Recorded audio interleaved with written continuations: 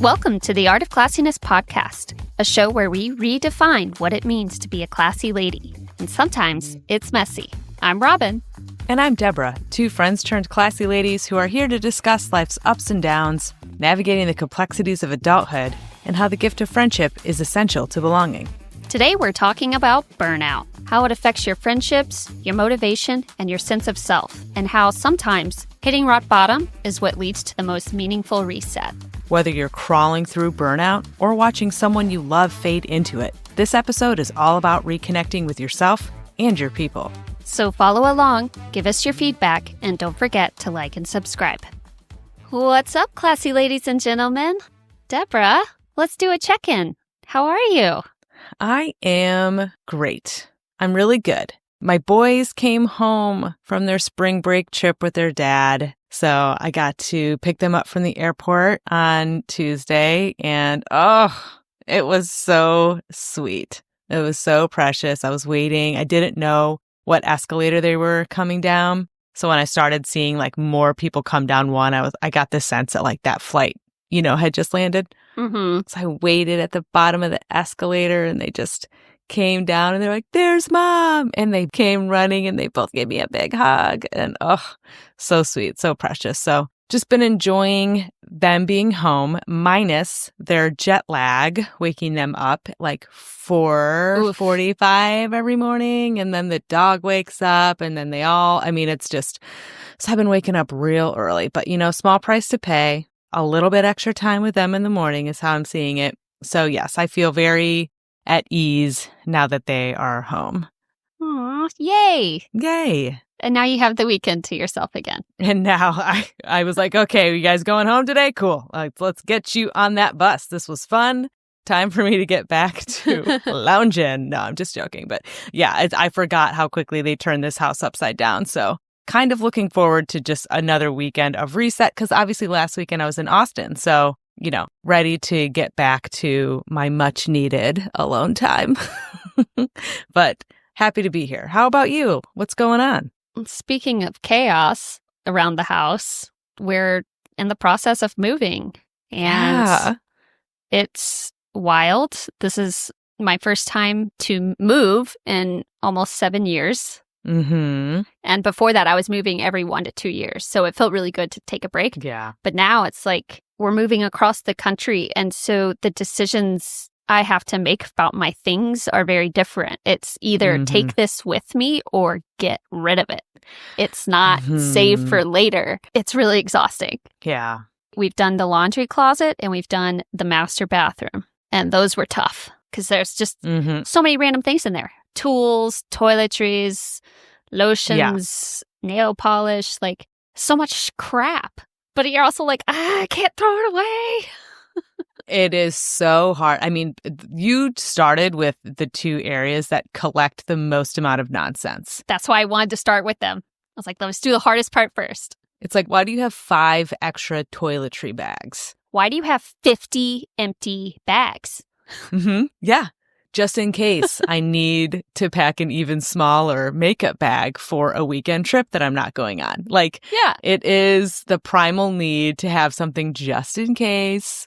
So kudos to you for doing those areas. I'm sure the kitchen will also present a lot of hardship and some tough decisions. So thankfully, we are renting our house out furnished, which means we'll also be leaving dishware and other necessities. Oh, nice. So that kind of stuff we can just buy when we get there. I don't want to pack a bunch of stuff that might break. Yeah. There's nothing in there that's very important to me. I just want to bring some of my kitchen appliances that I use for cooking, like my KitchenAid. And yeah, it's just a really bizarre feeling. Yeah. I've never lived outside of Texas. Just in case this is a first-time listener, where are you moving to, Robin? I'm moving to Bend, Oregon. Woohoo! Yeah. One of my besties, Jackie, lives there. And we've been out there multiple times and just fell in love with the place. So we want to go test it out, see what the Pacific Northwest is all about. Yeah. I loved it when we went out to visit. And you guys, I think, are just going to have such a great time. The good news is that you have your place here in Austin. and you're just trying it out for a year. So if you don't like it, you can always come back if you miss home too much.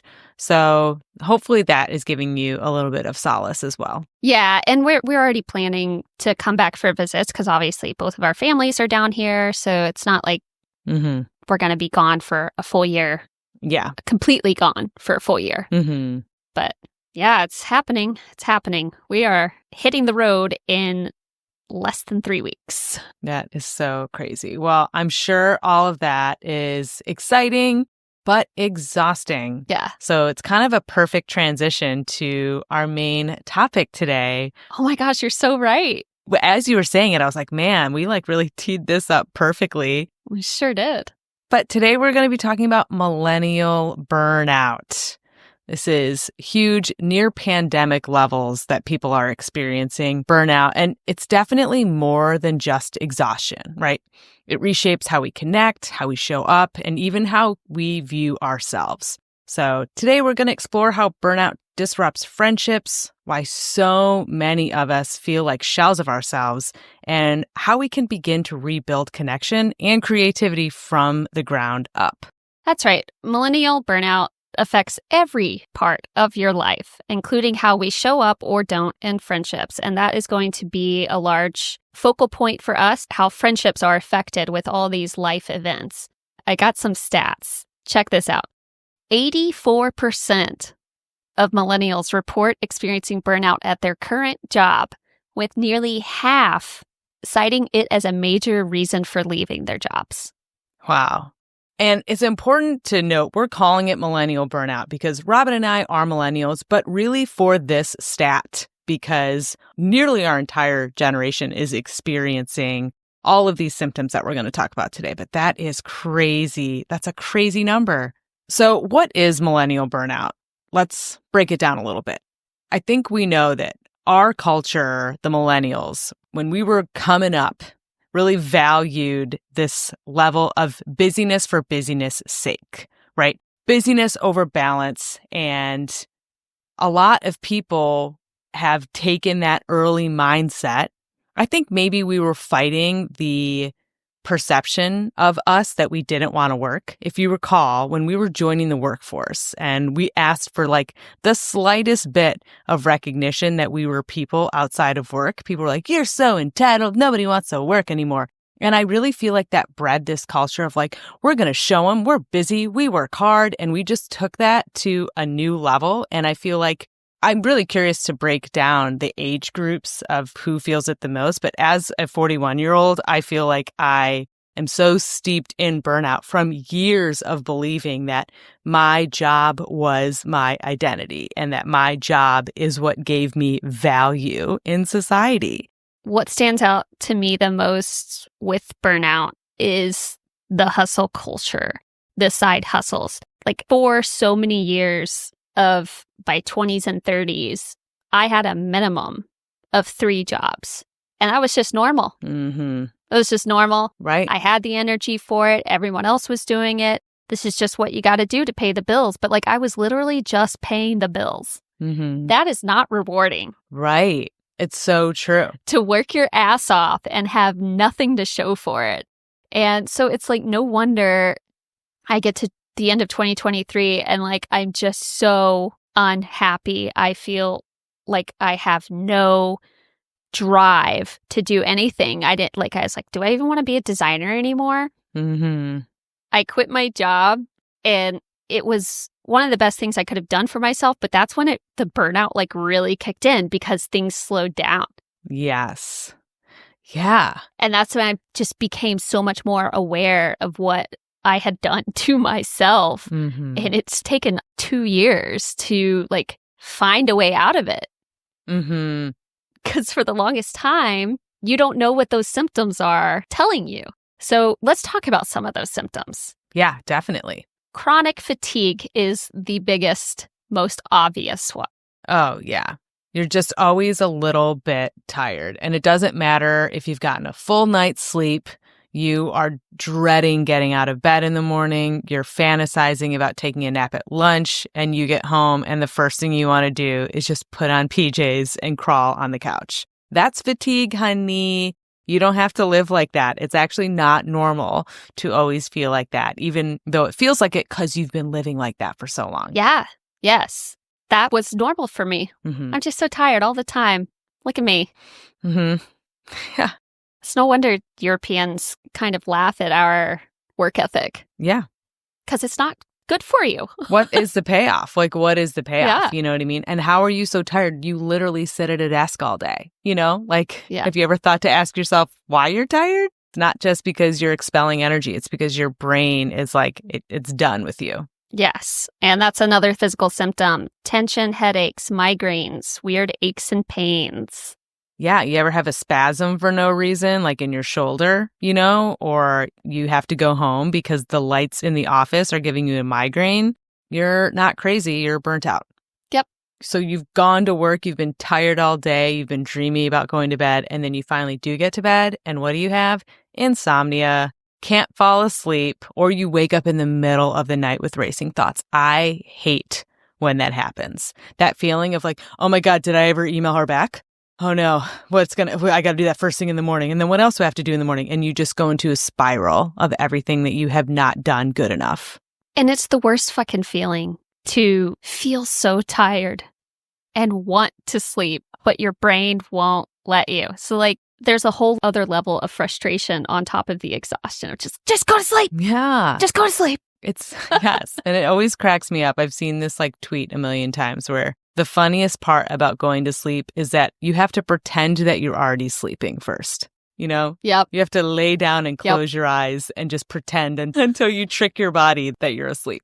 It's so funny. So those are some physical symptoms. Let's talk about mental and emotional symptoms. Mm-hmm. Yeah, the first one that comes to mind is 𝗟𝗲 paralysis, or I like to call it paralysis by analysis, when you don't even know where to start. Maybe you have a million small micro things on your to-do list that are in reality easy to accomplish, but you're just paralyzed at the ability to either try to make a decision, put a plan in action. Even starting the smallest thing feels too impossible to take on.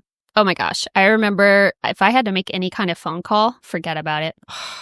I legit remember having a meltdown about something that had happened with my business bank account. Like I didn't have 𝗪𝗪 on some paperwork, just the letters 𝗪𝗪. And so they closed my bank account that had money in it. And it's fine. They sent me a check. I reopened the bank account. But like the idea of having to manage any of that didn't seem like it was my fault to begin with. I broke down and was just bawling in bed. Oh, yeah. That's a burnout moment right there. Yes. Yes. Decision fatigue. You know, even thinking about what you want to eat for breakfast can feel like the tallest mountain to climb. Yeah. And that can take the joy away from eating breakfast, which kind of goes into the next point of just like detachment or just emotional numbness. Like that's when I really felt like I was starting to have symptoms of burnout, because I just really started seeing food as fuel. Like there was no joy anymore in like planning meal prep for the week or even thinking about what to eat for breakfast. It was like, I just need to eat so I'm not hungry. I really don't care what it is. And I love food and I love eating. So that in retrospect was like kind of a huge sign that I just was like so checked out. That makes me so sad for you. I know. It's my favorite. But I know what you're talking about. I've experienced it. And beyond food, you know, I mean, food is meaningful to me, but detachment can also, you know, show its ways even with the people in your life. You know, like you haven't talked to a friend in forever, but you can't bring yourself to pick up the phone and call because like you just don't even want to talk about your life. Been there. Oh my gosh. Okay. Everyone take note. Everything we're talking about, we've experienced, because I don't want to just keep saying me too. Yeah. Yeah. Apply that to everything. But when you talk about cynicism, detachment, it's, for me, a kind of apathy. And it's not anything to do with the person. It's just like, I don't have the capacity to care. Right. Like that makes me feel bad that I feel that way, but I also can't stop myself from feeling that way. Yeah. And this paints a larger issue of blaming yourself for things that are not your fault. So if, for example, a loss of motivation, right? we have such a toxic relationship with motivation because motivation is supposed to be the feeling that empowers you to go into action, right? So you should be motivated to go to the gym. You should be motivated to have a clean house. But when you have no motivation to do things, everything that you used to love to do now just feels like a chore. And a chore is just another thing on your to-do list that you just don't have the capacity to do. And so it's easy to convince yourself, I'm just not motivated to do these things because I'm lazy. I hate that term so much. So do I. Lack of motivation does not equal lazy. Mm-hmm. Motivation really just means that you are energized to do something. So if you are not energized by the things in your life because you are burnt out, it is going to feel like you don't have a motivation to do things. But what it really is an indicator that there's nothing energizing you in your current world. So that's not something you should blame yourself for. Yeah. And I think that's where a lot of people get into a spiral. I'm never going to feel motivated to do laundry. Yeah. But I can have the energy to do laundry. And that's the difference. When you're at burnout, when you're deep in it, the energy to do that is non-existent. Yep. But now, I'm feeling better. I'm doing better. I have things that I'm enjoying working on. It's okay, doing the laundry doesn't feel so hard. Mm-hmm. Exactly. You're getting energy from other places now instead of it being sucked out of your soul. Yes. Yeah. For me, the thing that I've really tried to reframe, and I love the fact that you said that you hate the word lazy, because I am also trying to reprogram my brain to no longer accept the word lazy, because when you're burnt out, you have a guilt for resting. Even though your body is screaming at you, take a break. Take a break. You need a break. You don't need your mind working all the time. You don't need to be doing a million things at once. So when it's the weekend and all you want to do is lay on your couch and binge watch TV and you're just I didn't do anything. Oh my God, I'm so lazy. I have all these things I didn't do. And it's the best phrase I learned last year was, if you do not take a break, your body will take one for you. It's so true. And I have seen it happen. To multiple people. Your body will physically break down. And here's another example of my growth over the last 2 years. Last night, it was a busy day of phone calls and meetings and planning for moving and stuff. And then I did a bunch of cooking in the kitchen. Then you had to clean the kitchen again. And it was 6 o'clock. And Seth was okay, do you want to start packing? And I was no, I want to go lay on the patio and read my book.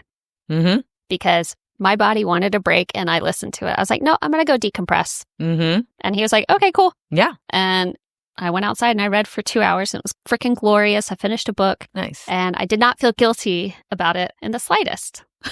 Good. Yay, go me. Okay, so burnout doesn't just affect you. It can start to seep its way into your other relationships. So one way you can also tell that you might be burnt out is you start doing things like withdrawing from your friends or kind of displaying flaky behavior, whether it is canceling plans at the last minute or not even replying to the text that's asking you to do something. Yeah, conversations can feel too heavy. Meeting up can feel overwhelming. It's when you're in it, you don't want to talk about it. Because first of all, it's difficult to put words to. Yeah. A lot of times we don't know why we feel that way. It's just man, I just really can't make it out. Yeah, I've had to do that before. I mean, I've gone through long periods of feeling lonely in Columbus, and I've started to build good relationships with my neighbors. Or I've always had good relationships with my neighbors, I should say. And one of them was, having a little holiday get together and invited the whole neighborhood. It literally was the only thing on my to-do list that whole day. And as I started to get ready, and I did even get ready, I just felt such a strong sense of dread. I couldn't even walk across the street. I just was I can't do it. And I texted her, I'm really sorry. I've got some stuff going on. I'm not going to be able to make it. Wow. And have fun. But that is how sneaky it can be. It's you want this interaction. You know that the interaction probably is going to make you feel better, but there's just something holding you back. And you don't want to open yourself up to those conversations about how are you doing. I always know that I'm like a pot about to boil over when the idea of someone being like, how are you? Scares me. Yes. Because I don't know how to answer. Yes. You know? Yes, I do know. Some other things, especially that my relationship with my husband has been affected is lack of patience. Mm-hmm. Like I was irate a lot. I had a very short fuse and I didn't have control. It was a roller coaster, man, because it's like the thing has to come out. Yeah. And then it does. And then you're like, I'm sorry, and tears. Yeah. And it's hard because we lash out on the people who are not only closest to us emotionally, but oftentimes it's the ones closest to us physically, which explains why it's Seth, which explains why for me it's my kids, which always makes me feel so bad when I think about the times where all they're doing is playing, and they just hit a note that's too loud and I just go berserk. And then I feel terrible and now I'm apologizing. And then I'm like, oh my God, am I creating like a really unhealthy relationship dynamic with them? Because, it's just so hard. Like so much shame comes from when you lash out due to a lack of patience. Yes. I think this is why we're low stim girlies. Yeah. Yes. Because we're still recovering from burnout. 100%.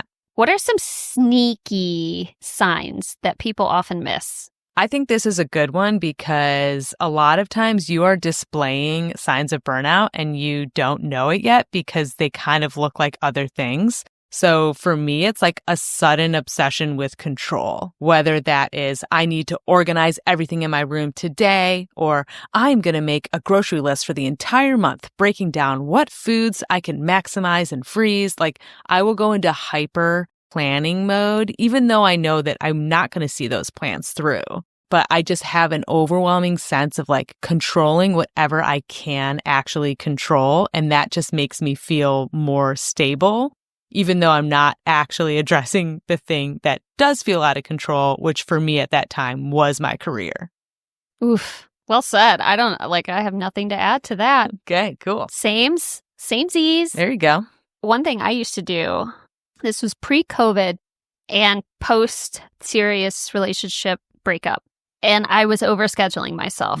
I was doing anything and everything I could to not be alone and face the version of myself that was gonna come out sooner or later. Because, you end a long-term relationship, most of the time, you have to like reevaluate everything and figure out who you are all over again. Yeah. Because oftentimes we lose parts of ourselves in relationships that don't work out. And so when COVID happened and everything like stopped and I lived alone, it was intense. Yeah. It was intense. And I wonder if maybe that's why, like, of course, there were so many other things that came with lockdown, dealing with your kids not going to school and things like that. But like, I think there's something to be said about people's mental health when they were forced to stop moving. Yeah. Doing. Oh, we could do an entire episode about the revelations that were born in lockdown because you're right. For so many people, that was the first time that they really had to sit alone with their thoughts. Yeah. For sure. That's definitely a sneaky symptom. I think this is one that everybody can relate to nowadays. So it's kind of hard to differentiate whether you're addicted to your phone or you're burnt out. But the doom scroll, the endless, sometimes I feel like I have found the bottom of the internet by the end of the night. I'm scrolling and I've seen some shit that I'm like, what part of the rabbit hole have you taken me down? And why am I still staring at this phone? And it's just the dissociative state that you're in where you don't even want to acknowledge where you are. You just want to teleport yourself and have parasocial relationships with people on the internet. Yeah. So yeah, burnout, it sneaks up on you and then you spiral. And that's okay. So we've discussed what is burnout and how it shows up in our lives. Let's talk about how that affects connection, how that affects our friendships.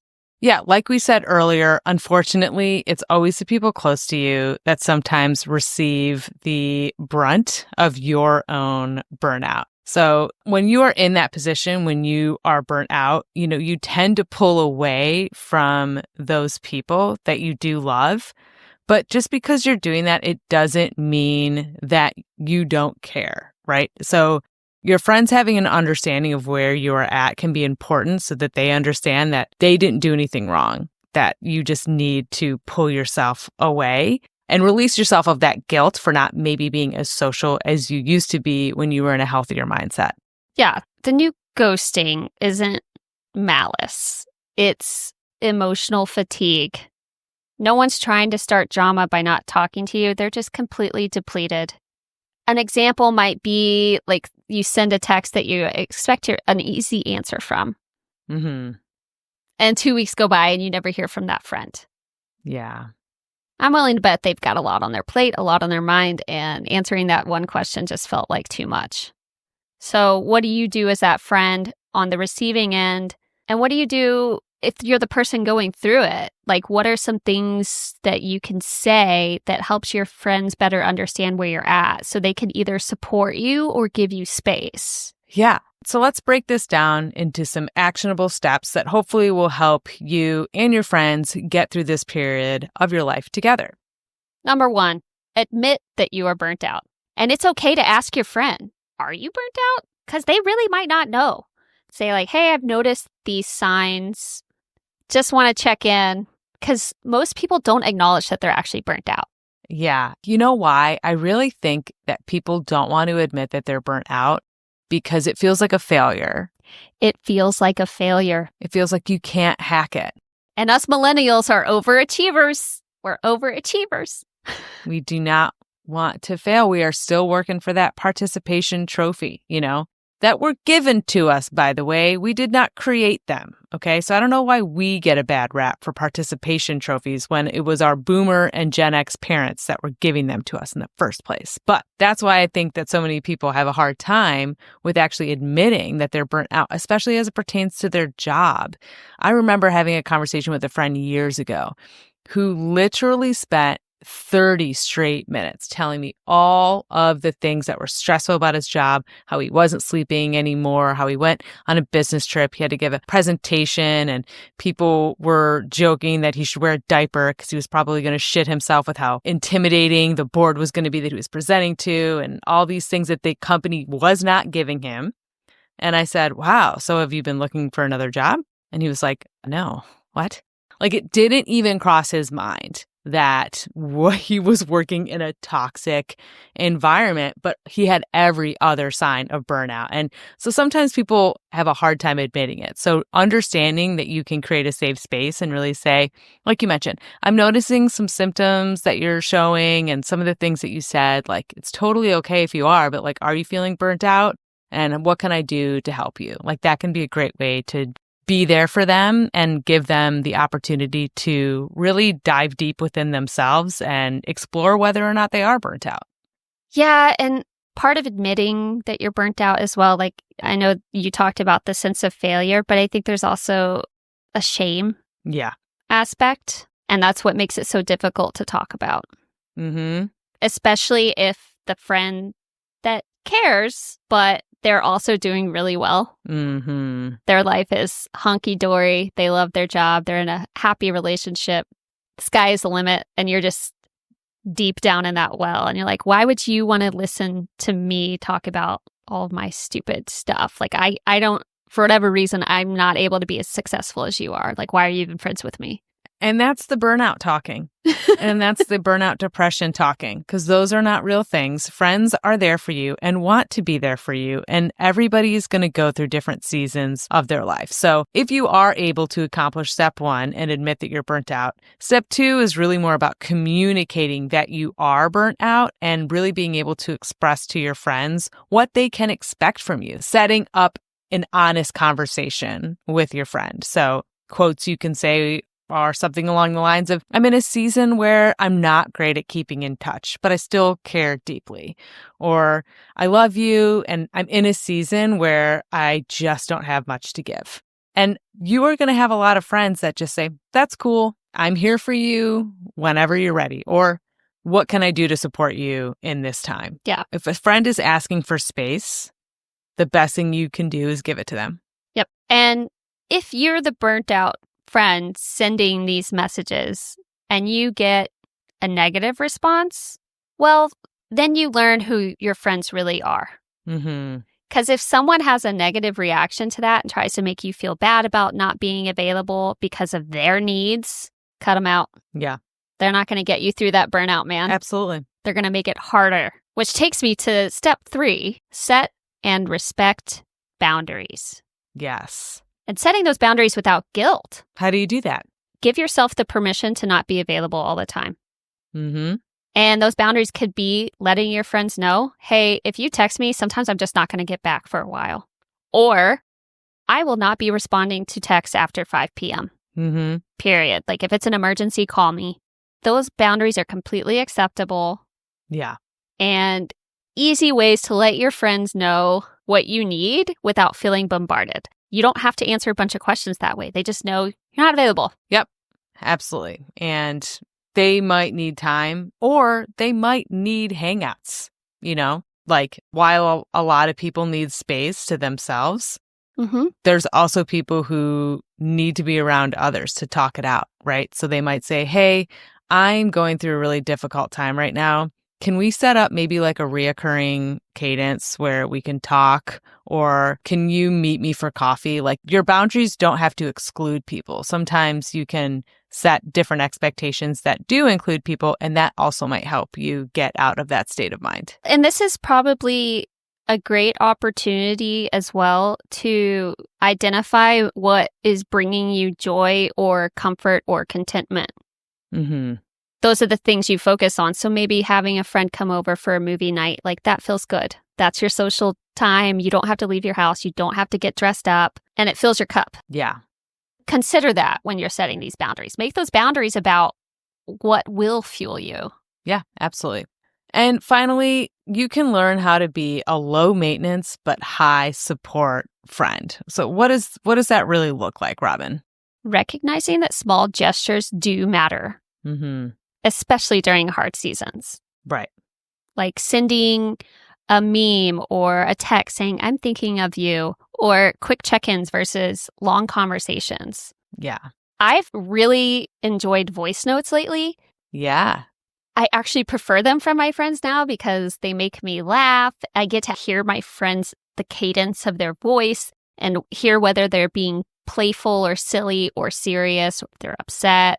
Melissa was, instead of texting me, she's like, hey, I'm just going to send you a message. And the message was 2.5 minutes long for her to just say, like, I'm busy today. And honestly, that's so great. And it kind of subconsciously puts a boundary on the conversation. Because if you're sending a 2-minute voice note, you have too much to say in a text, and you don't have the mental capacity for the back, forth, waiting for them to respond to their response. Like, you don't have the time for that. And you also don't have the capacity for a full-blown phone conversation. So this is a great one-way message sender of being like, here's everything that I want to share with you. And I want to be there. I want to find out what's going on in your life, but this is like all I can give. I think the voice note is a great option for that. Yes. And we've talked about that in the past, like the Wednesday waffle, keeping up with your pals to send voice notes. Like, yeah, I really want to embrace that. I think that is a great way to be a low maintenance and high support friend. So we've talked about what burnout looks like, how it can impact you, and how you can address it with your friendships to make sure that you are not alienating the people that are closest to you. But how do you get out of burnout? How do you recover? And how can you find that spark that's going to reignite you and create a life that actually prioritizes contentment? Ooh, I'm really excited to talk about this part because while I feel like I still have many symptoms of burnout that I'm working through, like I can also notice and appreciate all of the progress that I've made.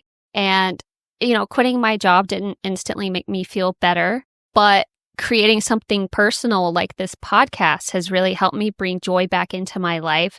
And so starting this podcast became a huge turning point. Like, I'll never forget the phone call that you and I had, where, like, I knew I set up that call with you because I wanted to talk to you about the potential of starting a podcast, but I just didn't know where you were mentally. Yeah. You broke down. You let it out. And then, like, it just became a very emotionally raw conversation, and it felt that much more meant to be. Yeah. Because by the time I asked you, I was like, hey, both of our lives kind of seem like super in the shitter. You want to just start a podcast?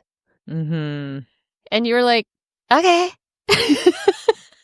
Yes, this was a Good Will Hunting breakthrough level moment of, I mean, I obviously knew that I was not in a great place mentally, but hadn't really had the capacity to talk about it in terms of my life and not just my career. Because where, Robin, you had quit your job because of burnout, I would argue that my burnout cost me my job. You're burnt out?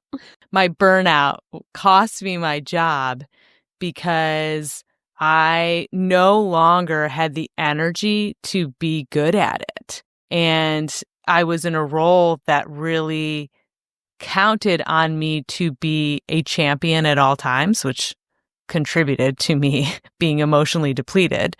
And that emotional depletion kind of had me half-ass things, starting to kind of be more openly negative, letting my guard down a little bit too much. And, you know, there were other changes in the organization that paved a way for me to take a new position. And I didn't realize that I had taken a new position that was essentially a dead-end road. And I think had I spoken out earlier and really tried to ask for help, things may have gone differently. You never know. All of it is not my fault. I will say that. No. I know that it was not all my fault. Yeah. But I also do fear that I, slowly I contributed to digging my own grave because I just allowed things to keep piling on until I was at a breaking point. And you know how I said, take a break or your body will take one for you? Sometimes take a break or your job will ask you to leave, which is what happened to me. And yeah, I mean, whenever I would talk to people that summer, it was always about like my job and what I was looking for and like how the interview process was going. Everything was so focused on work, and getting back to work. And our conversation about doing a podcast made me realize how I had no creativity in my life anymore. I had no creative outlet, and I had missed that so much in my work life. So now that I didn't have a work life, what was stopping me from being creative? And, you saying, should we just do a podcast? It was like, yeah, sure. Fuck it. Why not? Like, what else do I have to lose? Like, the worst thing I thought could happen to me just happened to me.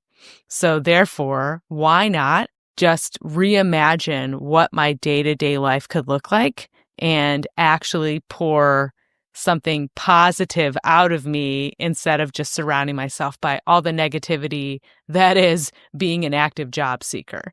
Yeah. So that was I'll never forget that conversation either. And the best part is, like, first of all, you're like, well, I don't have a microphone. I'm like, cool. Happy birthday. Here's a microphone. Yeah. Now what are you going to say? And then you're like, but this is so hard. Like, I'm so sorry. I didn't make enough notes, or I need to be doing more editing for social media. And I was like, girl, literally, I don't care. We're doing our best. Yeah. And that is the only way we're going to be able to move forward with this, is if we just keep telling ourselves we're doing our best. Fake it till you make it, friend. Yeah. I think this is really in line with how to recover from burnout.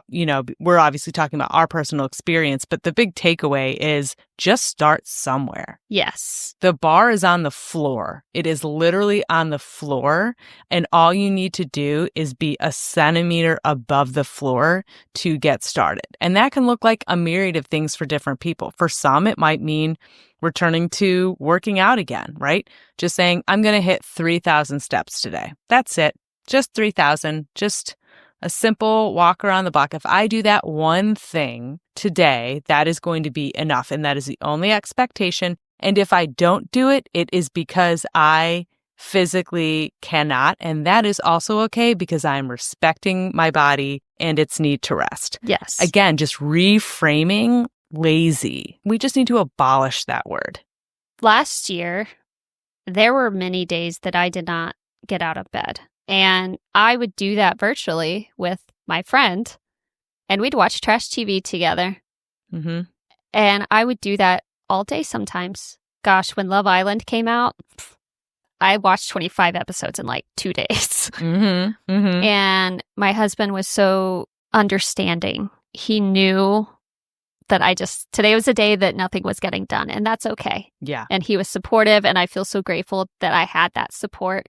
But it was difficult not to feel bad about it. Yeah. At the time.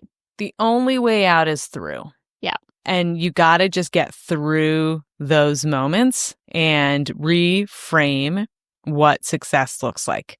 For you, during that time, I would have said, wow, that's a lot of episodes. That's great that you were able to watch that many episodes in a row. Thanks. You must know so much about Love Island. Oh my gosh. Right?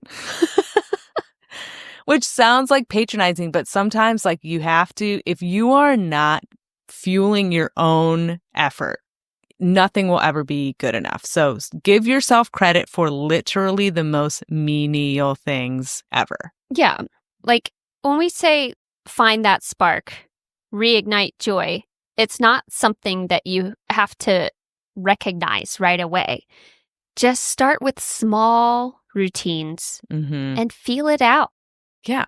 This is your opportunity to try new things like going to yoga, testing out meditation, just taking a little walk in the neighborhood. Mm-hmm. That was huge for me. If I just got outside to go for a walk out in nature, it had a huge impact on my mood. Mm-hmm. And then when I discovered I liked watching the ducks, get out of here. So much fun. There you go. And you wouldn't have even known that if you didn't set the lowest bar of just go outside. Yeah. Right? So sometimes one tiny spark can really ignite a flame. Look at that. But if you didn't feel like eating any of your favorite foods and then one day you got a craving for chocolate, guess what? That's joy being sparked within you. It's that small. Yes. And so maybe you think, okay, I'm going to order DoorDash to literally go to the grocery store and buy me like chocolate bars because I want to eat that right now. And then maybe eating the chocolate will fuel you to, you know what? I haven't baked cookies in a minute. And so all of a sudden you're in the kitchen and you're doing those things. But if you let your impulses feel shameful, like, oh, I shouldn't eat chocolate, sometimes you have to just chase that tiny spark and see where it is going to take you. Yeah. And like you mentioned earlier, finding your creativity. And carving time out for that. You can be creative in so many ways, but it's the act of creating that is going to either inspire you or help you find that joy. Whether it's painting or, oh my gosh, here's something. If you're depressed, watch Love on the Spectrum. That show is so freaking... so cute. So good. It's so cute. They just came out with season 3. I won't let myself watch more than 2 episodes at a time because it brings me that much joy. I'm like, I got to savor this. And there's a new girl on the show who she used to destroy things in the house. Like she didn't have control over it. But then she discovered beading, like making bracelets. Oh. And she stopped destroying things. And so she found this creative outlet to alter how she reacted to things around her, especially with autism. Like that stuff, like I don't even know. I can't even imagine like what that feels like for them. Between that and collecting dolls, that has become her safe place. And I just think that's so beautiful. And we could take something from that. Like if you need to take a doll with you to lunch, do it. Right. Yeah. If you need a fidget spinner, if you need a notepad, you know, even if all you can do is watch TV and you feel like you need some kind of creative expression, record a voice memo of yourself critiquing the show. Yes. You know, make a joke here and there. I did kind of feel like it was a form of creative expression when we would watch stuff together and text about it. Yeah. And it's like mindless TV, but you're still using your brain. This is why I will always defend binge watching as a legitimate hobby, because I'm not just sitting there like an idiot with my jaw slacked open, drooling, watching TV. No, I'm making social connections in my head. I'm coming up with really funny metaphors. I'm going to be really interesting to talk to at a party because I'm going to come at you with all angles of what theory I have as to like who the bachelor is going to choose or why a couple on Love is Blind is not going to work out. Like, I will make that entertaining eventually. So it's a creative output for me. One of our favorite podcasts, My Favorite Murder, they started their podcast because they met at a party and realized they both like talking about murder. Yeah. And you only know about murder when you watch a bunch of true crime stuff. Exactly. If they had not binged countless episodes of Dateline, 2020, then they would have never been who they are today. So don't poo-poo something that seems lazy when it really could be the springboard into either a new passion, a new hobby, a creative outlet. It's all about reframing productivity. If your initial reaction is to call yourself lazy, find a way to reframe that. Reframe it however you want, and then choose to believe that thing because it's true, because you believe it. The best way to reframe something is to ask why 5 times. So you say, I'm so lazy today. Well, why? Well, probably because I was tired from a long week of work.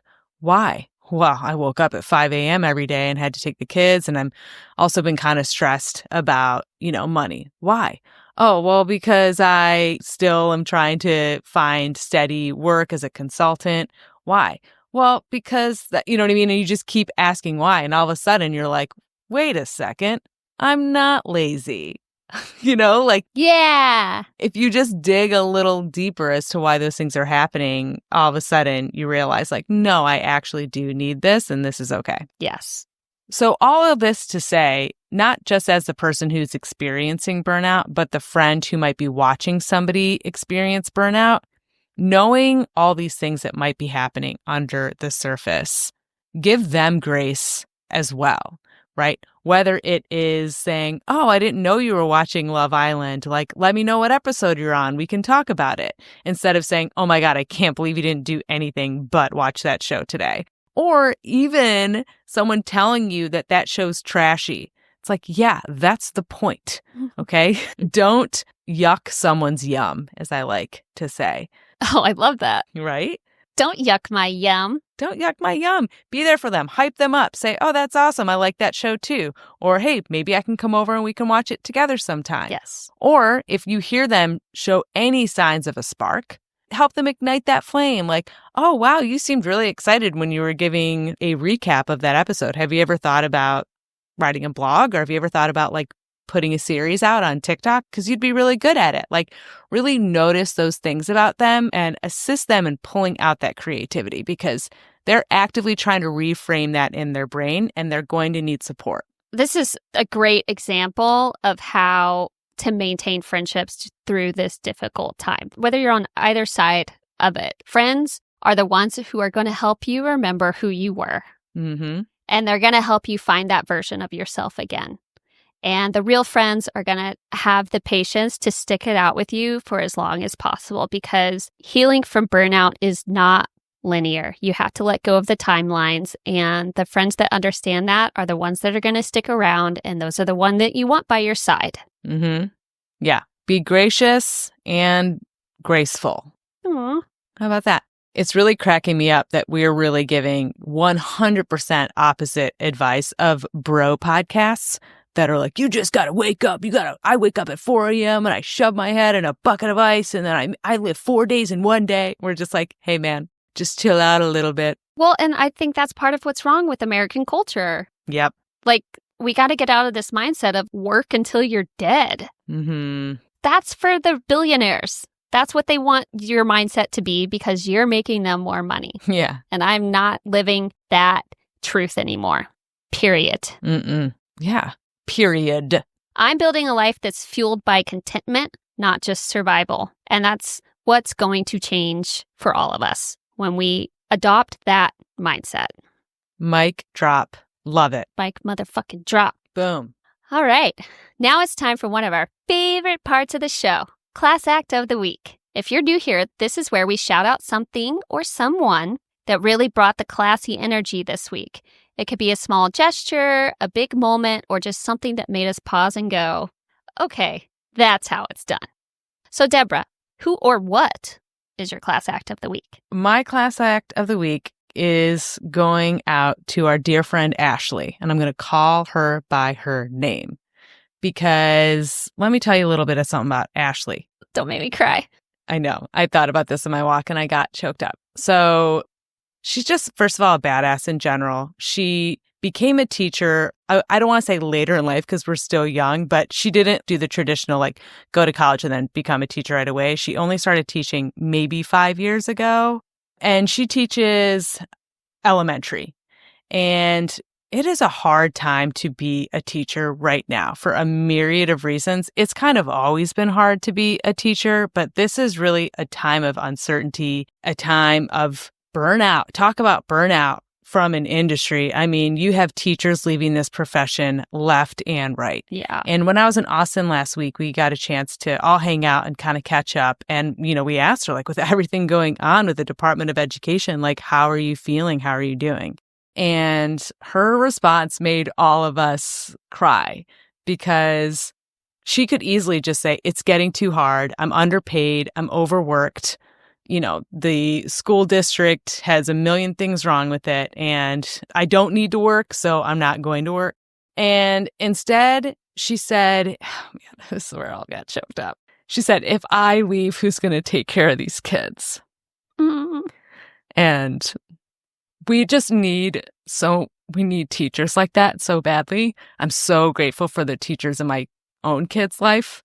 I would be so blessed if Ashley was one of them because she just gives her entire heart and soul. She does. And she's one of a few teachers that I know that also do that. I'll shout out my friend Leah, who is an incredible art teacher and cares so much and pours so much time and energy into her. Get some tissue. No, I'm good. Okay. So to all teachers, I was just so touched by Ashley's frontline experience with what is going on. And she is so motivated to not just stay, but also she was like, I'm getting my master's right now. We're like, what? Yeah. How long have you been getting your master's? She just low key has been taking classes on the side to get her master's because she wants to even do more for these students, be able to create more accessible curriculums, accessible resources for these kids because she sees how badly they need it. And I really think that she is going to be a force to be reckoned with when she completes her master's program and is able to deliver on all these ideas that she has right now. And just so classy, so proud of her. So that's my class act of the week. So classy. And they do not get paid enough. And they don't. They really don't. Okay, it's time for our final segment, Class or Crass. Mm-hmm. This week, we're discussing declining to be in the group chat because it's too overwhelming. I thought this tied in nicely to our classy combo today. Mm-hmm. So here's the scenario. You mute the group chat, but don't leave. Then forget to respond to anything for weeks. Protecting peace or passive-aggressive silence? Look, I've been there. Okay. I've been there. The groups that I will typically mute are the ones that are just a little too reactive. You know what I mean? Too reactive and like will send multiple texts in a row. Like, haha, did you see that? Blip, blip, blip, instead of like making it one text. I call this machine gun texting, where it's just like pop, pop, pop, pop, pop, pop. It's like, just say it like in one paragraph. That's fine if it's long. I'm reading the same amount of space in multiple texts, you know? Yeah, I don't need to read the text the way you're thinking about it. Take a second. Just take a second. Take a second. Or when you have everybody reacting to a message like hearting, haha, oh my God. I need a new setting where I think only the person who is being reacted to should get that notification. I don't care that you loved the picture that Melissa sent. I don't care. Oh my gosh, yeah. Melissa should know that. But I don't need my phone blowing up because you love a picture 5 pages back into the text message conversation. No, thank you. It should be a notification setting that you can turn off, like specifically the reactions. Yes. Like, I do not need a notification of this reaction every time it happens. I sure don't. Especially in a group chat. Oh my gosh. And that is why one can start to feel overwhelmed and mute the chat. Mm-hmm. Oh, yeah. This is kind of a funny story. I got on a group chat with people I'd never met on TikTok. Okay. I remember this. It's a long story as to how it happened, but someone was trying to create a movement in Columbus. And I was like, you know what? I need friends. We're like-minded. I'm going to get in on this group chat. I had to mute it because everybody had 5 things to say about one thing, and everybody reacted to everybody's messages. I would look at my phone and it would be like 90 plus notifications. And I'm like, it's too much. Whoa. And so I muted that one. And then they're like, oh, we want to add someone to the group. And they're like, oh, she has an Android. So then they created a whole second group chat, which I then had to mute as well. Now, at this point, I can't even contribute anymore because I'm too far gone. It's too far gone. So far behind. The only way that I got out of that situation, because I didn't want to leave it, which we could talk about in a second. At what point do you decide to leave? I felt weird leaving it because I didn't even contribute in the first place. And I also felt like you get a notification when someone leaves a group chat. It says Deborah has left the chat, okay? And then you just know they're all talking about why you left in the group chat. I didn't want to be a part of that. They decided to move the conversation to Signal, and I just didn't join. I was like, you guys carry on without me. Oh, that's good. This is way too much for me. But this is a good question to ask when we're saying, is it classy or not? At what point do you just say, deuces, I can't do it anymore? And is that actually the classy thing to do? Well, in your scenario, you do not have an emotional attachment to these people. Right. It's easy to dip out. Yeah. When it's your closest friends, hopefully you can be honest with them. Like we were talking about earlier, just like, hey, this is where I'm at. I don't have the capacity to like be involved in these group chats. If you need me, reach out directly. Mm-hmm. Yeah. And I don't think there's anything wrong with communicating that. I think that's the classy way to handle it. But I also don't think it's crass for you not to mention something if even that feels like too much at the time. Hopefully, if your friends approach you about it, then you can be honest so that you're not like causing unnecessary conflict. Yeah. I would say it's always classy to set and communicate boundaries. Yes. And if a boundary that you need to set is, I don't have the capacity to go scroll through this text message chain anymore, I would say the classy thing to do is to just state that. Like, hey guys, I've been really overwhelmed at work this week. I'll catch up with you later. Gonna leave the group chat for now. I'm feeling a little alert fatigued. Let's catch up this weekend. That's perfect. Totally classy thing to do. I think that's a perfect way to handle that situation. And if you need to mute, and then when you have the capacity to scroll back later, by all means do that. But I would say where it becomes crass is when you leave without explanation, because now you are creating a second thing that you will have to deal with. Like you're just kind of delaying the conversation for later when you can just like nip it in the bud and get everybody on the same page. I believe you and I both watched The Secret Lives of Mormon Wives. Yeah, of course. Yeah. So there was a whole thing about Whitney leaving the group chat, and she did it without saying anything. And I think she did it because she wanted the attention. She acted like she didn't care, but you make that move because you care. 100%. And the way that they edited her on the show really gives a lot of legs to that theory of someone being like, someone check on me because I'm upset, but I'm not going to tell you why I'm upset. So yes, you might be creating more drama by just, leaving the group chat and then forcing people to try to figure out what happened or what they did. It's putting them in an unfair position. If it's a you problem, tell people it's a you problem. Communicate, either put it on mute or say, hey, add me later. This is a crazy week. I can't deal with these notifications right now. Here's a suggestion. If it feels like too much to even write up a message to communicate that, ChatGPT. ChatGPT, or you know what? A little voice memo. Sometimes they need to hear in your voice that like you're not actually mad, right? Because you may read it as, guys, I'm really overwhelmed this week and I cannot handle all these notifications. So I'm going to leave and I will talk to you later. Or I could be like, hey guys, I'm just like so overwhelmed with all the notifications this week. You know what I mean? Like there's a huge difference. So if you want to get the point across that nobody's in trouble, nobody did anything wrong, this is why the voice memo option can really help. You're so right. But use ChatGPT to make that script if you don't really know how to say it. Yeah. There's a few different things you can do that don't involve you going no contact. Yeah. Yeah. Because your friends don't deserve that either. Right. And they should be provided the opportunity to show up for you. Yeah, exactly. They can't do that if you just cut them off cold turkey.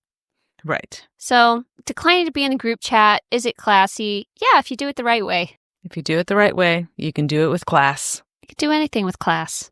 Mm-hmm. Declared. Declared. All right, classy ladies and gentlemen, don't forget that this podcast is for you. If you have a friendship dilemma, a hilarious story, a feel-good class act, or even your own millennial burnout tales, email us at artofclassiness@gmail.com, and we would love to feature your listener submissions. You can also keep up with us on Instagram and TikTok at Art of Classiness. And subscribing helps us reach even more classy and messy ladies like you. Thanks for listening, and remember, classy is a state of mind. So mind your classiness. Bye!